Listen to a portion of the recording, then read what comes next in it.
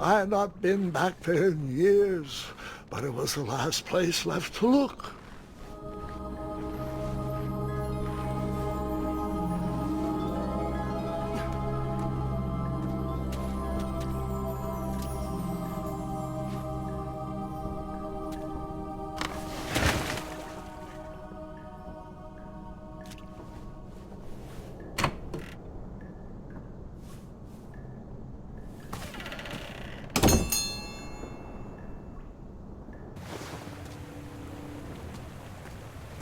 It was not exactly as I remembered it, but it wasn't all that different either.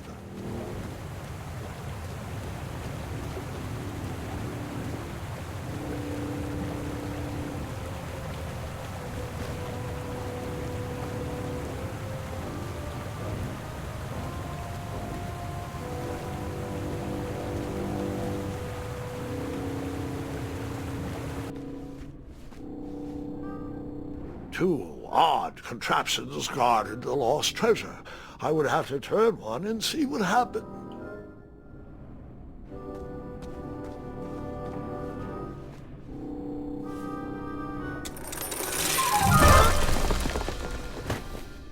And that's what would have happened if I turned the left switch. But since I am here telling this story, you already know that I pulled the right one.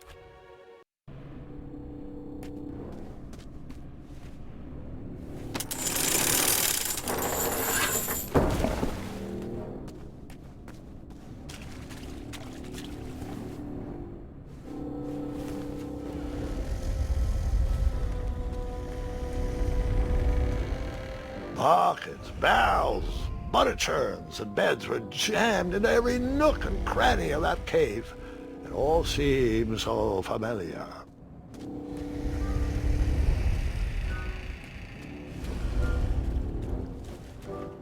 Even though the bed was very comfortable, this was no time to hide under the covers.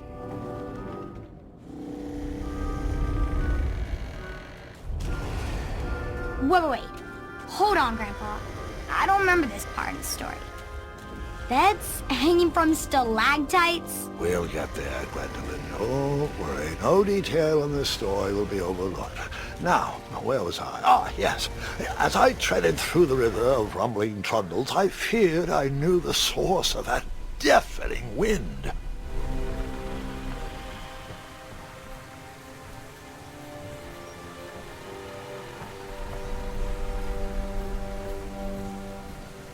Nestled beneath a slumbering pile of teeth and claws was... Fabled mirror. Oh, so you remember this part of the story. Well, dragons are my favorite. Do you want to tell this part? Yes. King Edward sent me, the greatest knight in all of Daventry, on a quest to return his stolen mirror. A gigantic, hulking beast of a dragon was the last thing in my way to... My way to add a shinier hat to my collection.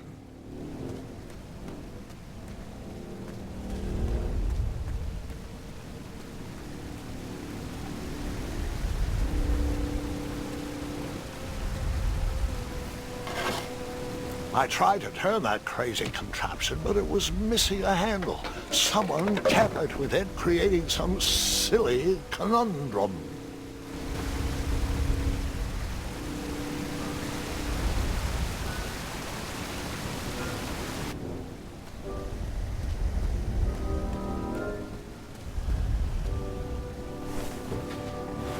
As I was saying, this was no time to take a nap.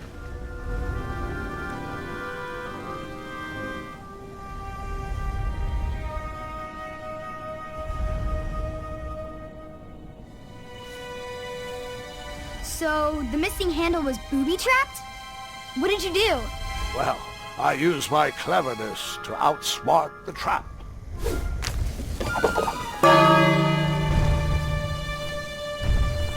Then I used my cleverness to hide.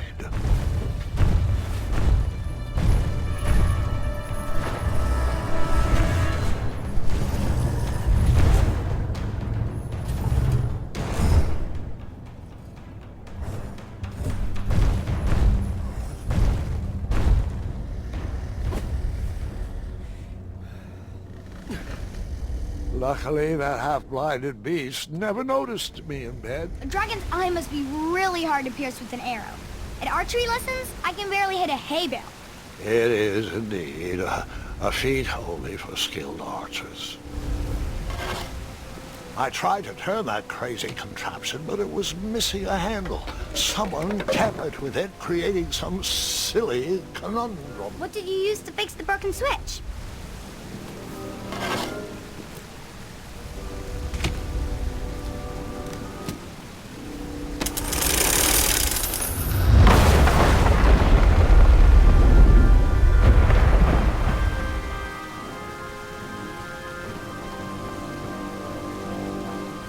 The dragon's chains were coiled around a gigantic switch mounted to the cave wall. This cave seemed to be filled with failed adventures.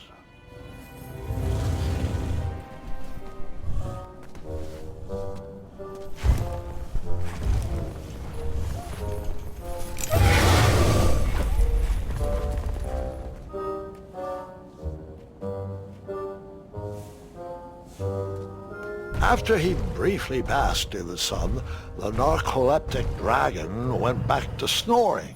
I probably sleep all day too, if Amira was my only friend.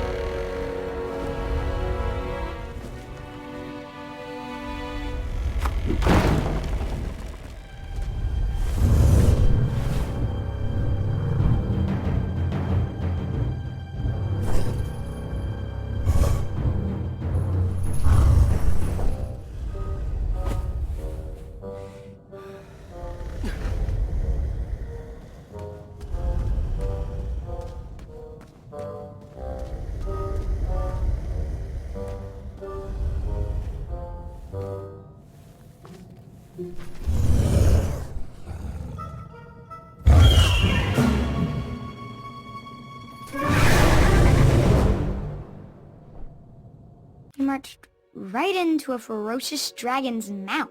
I was just making sure you were still paying attention.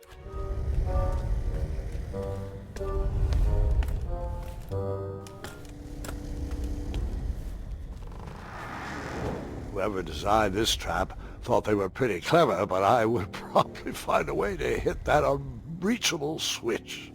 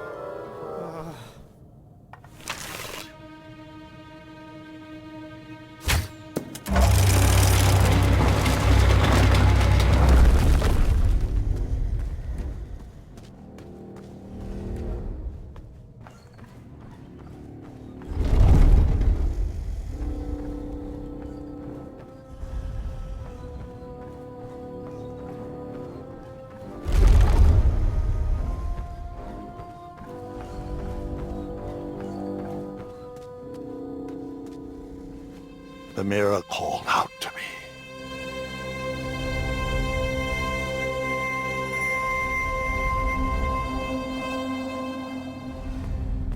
A ridiculous feeding contraption was cobbled together to keep the beast, and probably its owner, alive.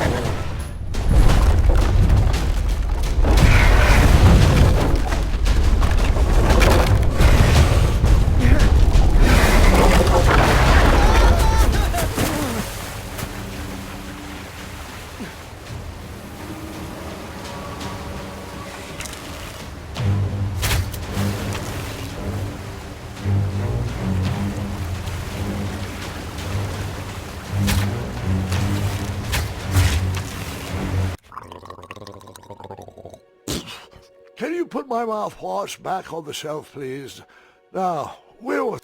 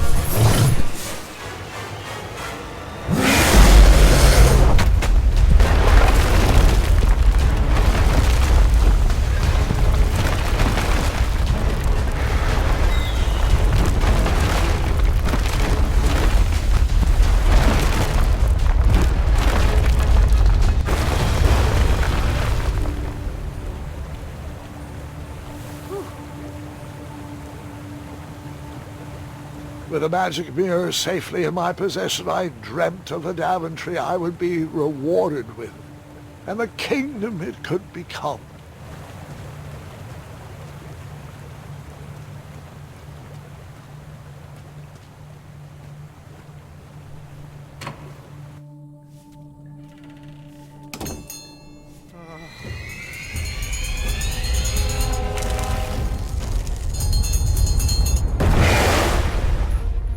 Split second, I had three choices in front of me. Any would clear my path to safety, and all would have rippling consequences.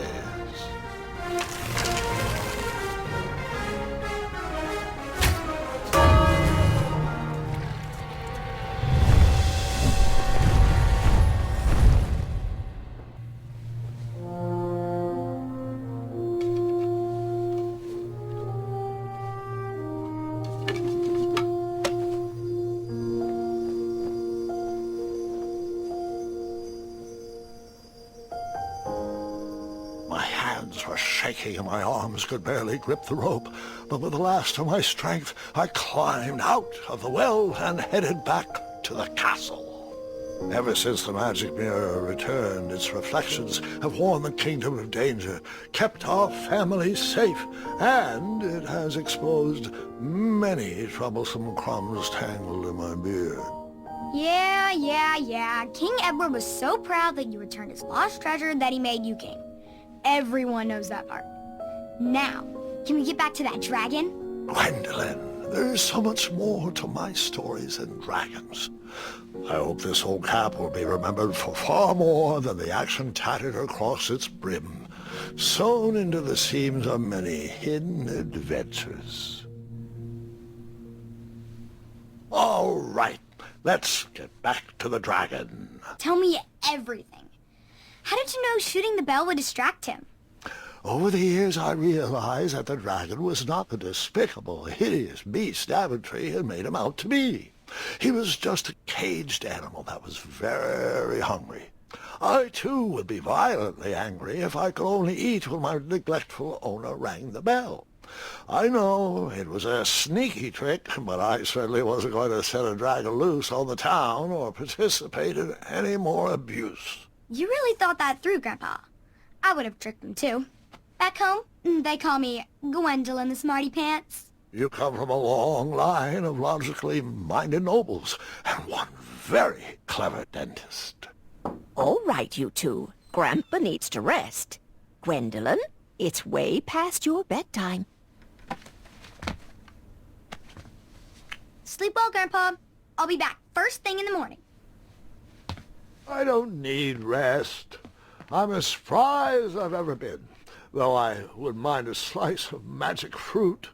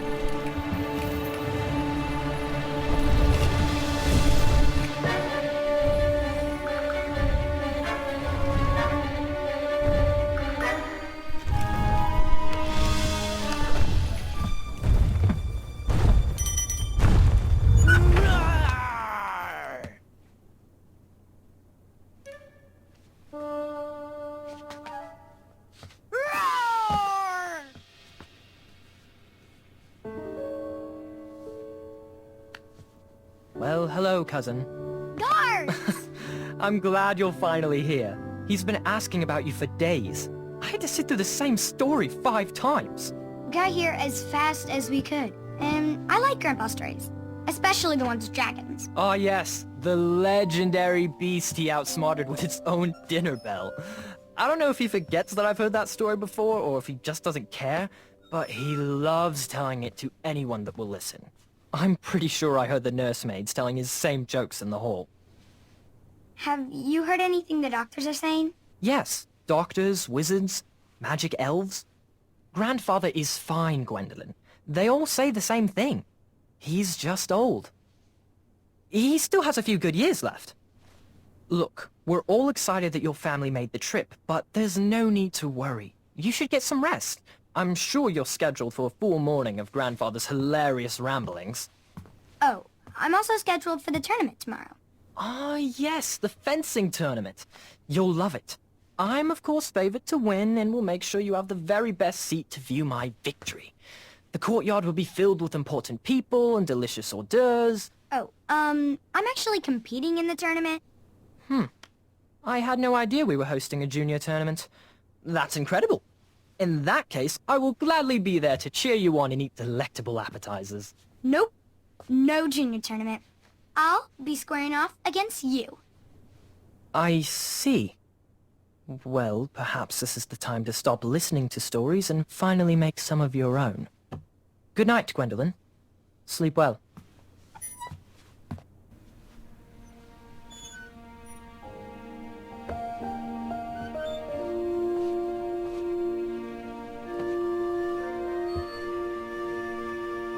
Come in, Gwendolyn. You can set those on the nightstand. Grandma said to take 3 spoonfuls of each. I'll get to those. No need to fuss over me. Now, let's talk about far more important issues, like that fencing tournament. I hear you're competing. Well, I signed up, but I'm not so sure anymore. Nonsense. If it's Scott you're worried about, he's no bother. After all, I only learned that you entered after he complained about it all morning. Threatened, I'm guessing. There are many ways to win a duel. I, for one, have always been fond of...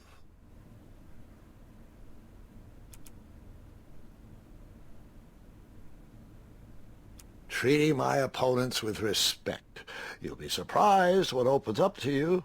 A lovely fellow once told me the fastest way to anyone's heart is through their stomach.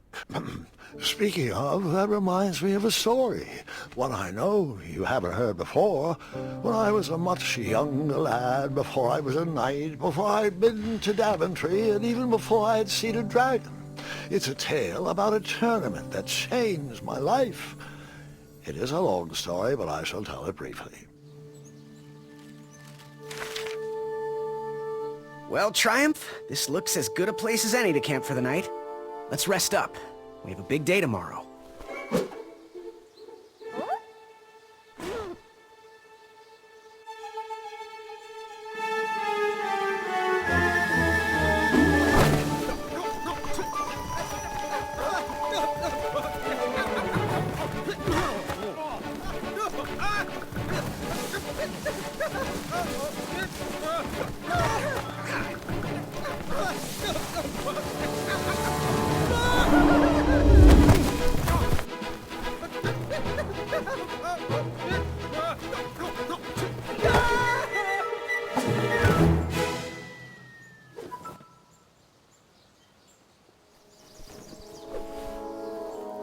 After gracefully rappelling down the cliff, I welcomed the sight of an actual road, the first sign of civilization.